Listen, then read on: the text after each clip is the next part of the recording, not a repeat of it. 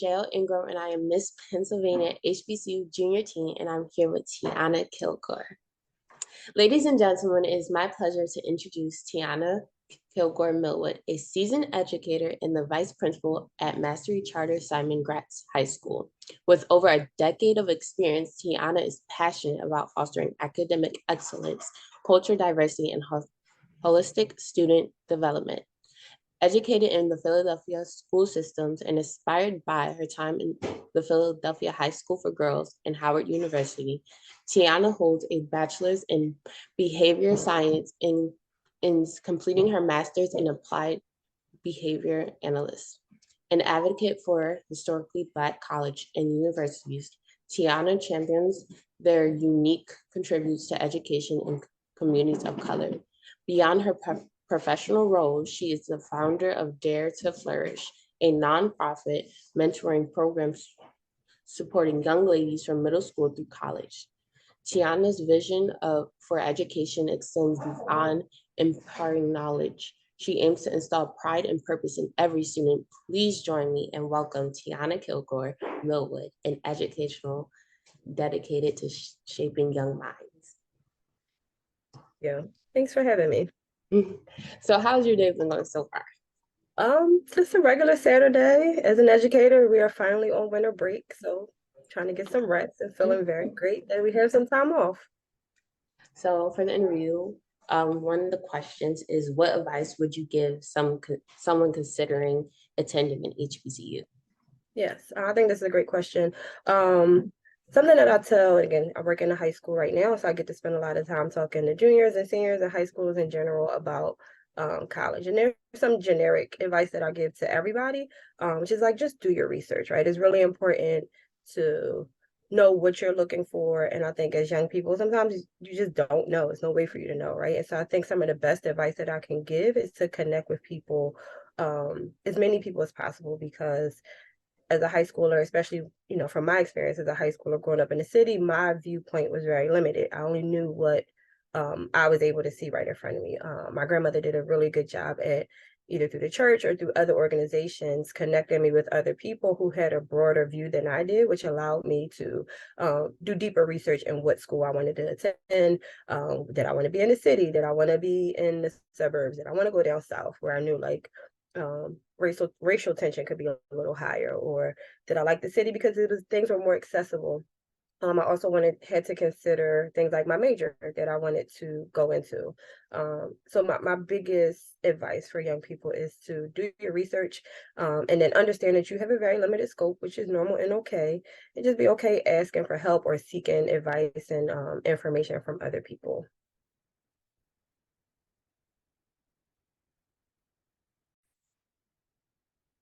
That's really great advice to give to some young people, because that's the same thing my mom told me to do. She said to research all the colleges and kind of narrow your decision down. Another question is, what role has your HBCU played in shaping your cultural identity? So I also love this question. I was very fortunate in education in general, right? As you mentioned, I went to Philadelphia High School for Girls, which was an all-girls school, which already kind of helped shape who I am as a Black woman. Constantly being told that, like, you're Black and you're a woman, that's a double minority. Having gone to Girls High and then Howard, both of the things that were said to be detrimental to me or part of my identity actually end up being what I like to call my superpowers, right? They being around a bunch of women in high school, just the bond that we had, the way we were able to kind of disrupt the stereotypes of girls being together and it's going to be drama and it's going to be cliquey and it's going to be a bunch of fights, and it wasn't that. Even to this day, I can call multiple girls from Girls High and we can reconnect like we haven't skipped a beat. The same is true for Howard. And even without me finishing my degree there, the time that I spent there, I was able to forge some lifelong relationships. And again, when you are at a HBCU or even at an all-girls school, you get one story or one vision of what that should look like. All Black people are similar, and it's not. To Howard, to see so many different people, different walks of life, different incomes, different states and cities, different outfits. Like, it was just amazing to experience Black people on a spectrum, like just so many different types of Black people, not just the ones in Philadelphia that I knew and I could relate to, but even people from the Caribbean or like overseas, it was an amazing experience to see that Black people can be so multifaceted and that we can in fact use something that society might say is negative, which is our race, as in fact a superpower. And Howard was just a place of Black excellence, just on every facet. And like there was just fashion was on point, education, academics, like we all pushed each other academically. So it was really experience, and it's something that I still carry with me today. Sounds so amazing. I'm actually looking forward to applying to Howard. It's one of the schools that I really want to go to in the future. What I didn't, I'm sorry, what initially drew you to choose an HBCU? Oh, that's a good question. So again, grew up with my grandma. She did not attend a college or a four-year college. At some point, she did end up going back to school. My uncle, who's a lot older than me and lived in the house with me, he went to school, but by the time I was going through the schooling process, he was already long out of the house. And then my aunt, who she and I are about 8 years apart. So I got to see, I was very young. I think I was in like fourth grade when she was, applying for colleges and things like that. But my very first experience was she actually was moving into the campus at Hampton University. And so driving down to Hampton with my grandma and my aunt with the car packed and all her stuff. And Hampton, as much as they are Howard's rival, has a beautiful, beautiful campus. Like it is just absolutely breathtaking to see. And even at the young age of 4, I was already mesmerized at just like the campus. And again, just seeing Black people. I think especially at the time when we were coming up, if you saw colleges on TV, it wasn't a lot of Black people, or it was like one show that had a Black campuses and things like that. So to be on the campus in real life to see it, that was the first thing.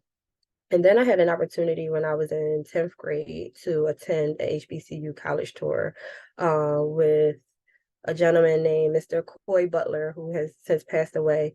But he was similar to me, an educator, and got into education. And he was really committed to having students in the city experience HBCUs. And so we would go on spring break and drive all the way down to Florida and come back up. And every HBCU along the East Coast, we would have opportunity to experience. And so my very first time on Howard's campus, I was like, oh, this is it. I don't need to see anything else. This is the one.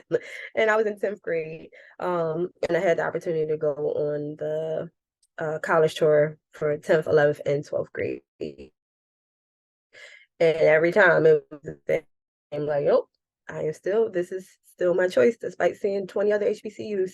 There was something magical about stepping on that campus. And it was definitely a college tour that kind of really nailed it down for me. Well, you answered my other question, which was, can you describe the moment you knew a HBCU was right fit for you? So It the was next literally there. And I can feed off of that a little bit more. In fact, in my senior year, end of my junior year, senior year, I did one college application because I was so determined that I was going to Howard. If I didn't go to Howard, then college wasn't for me. Didn't work out. I didn't have a backup plan. And again, having spent so much time on a college tour, like having been to Howard 3 times at that point, or 2 times at the time, I hadn't gotten my acceptance letter by spring break of my senior year. So that's a really like long way to go without having a college acceptance. So I was, nervous going on a college tour that year. And so knowing people or having people surrounded around you that can help you with some things. When we went to the college tour, one of the advisors there, Mr. Anthony, was able to like walk me into the admissions office, and they were like, oh yeah, we were going to send it out, like it was coming. But that, to have that relief break of like, okay, the one application I did, it got through, so the rest of the trip was more of a pleasurable, just kind of touring campuses. But so determined to go to Howard that it was one shot deal, one application, that's all I had.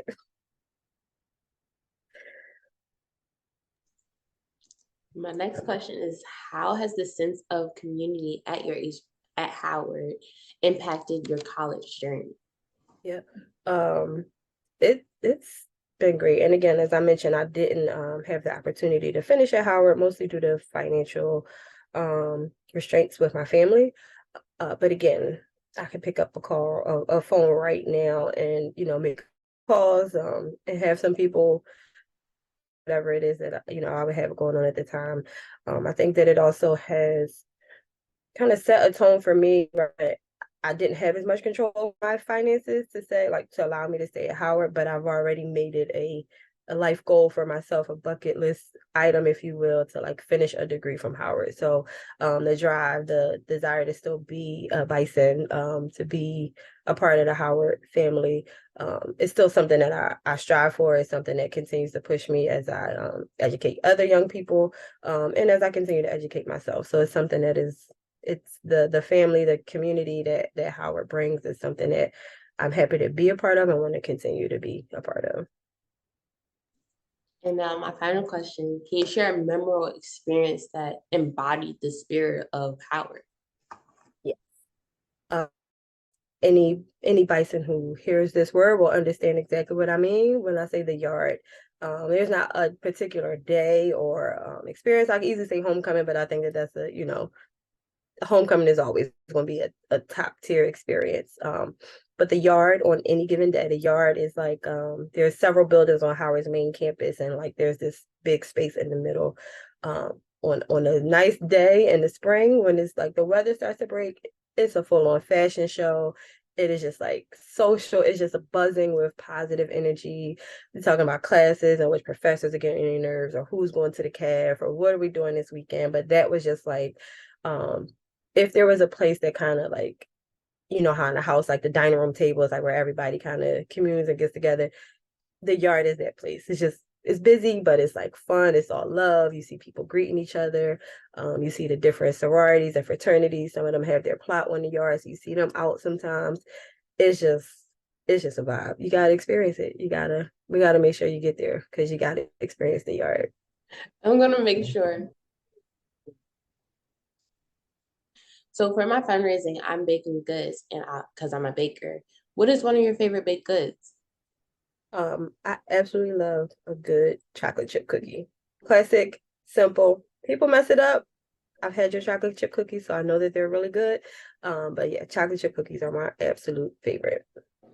And is there anything else you would like to say? I just want to encourage all of my friends, my family, my fellow Bison. Make sure y'all follow JL's journey to the crown. Make sure y'all like her page, help her out. She's looking for sponsors. As you heard, she's doing a baked good drive and sell to help her financial journey to the crown. So make sure y'all follow her page, DM her if you're interested in getting some baked goods. You. Well, thank you for being on HBCU Voices, real stories, real impact. Thank you so much.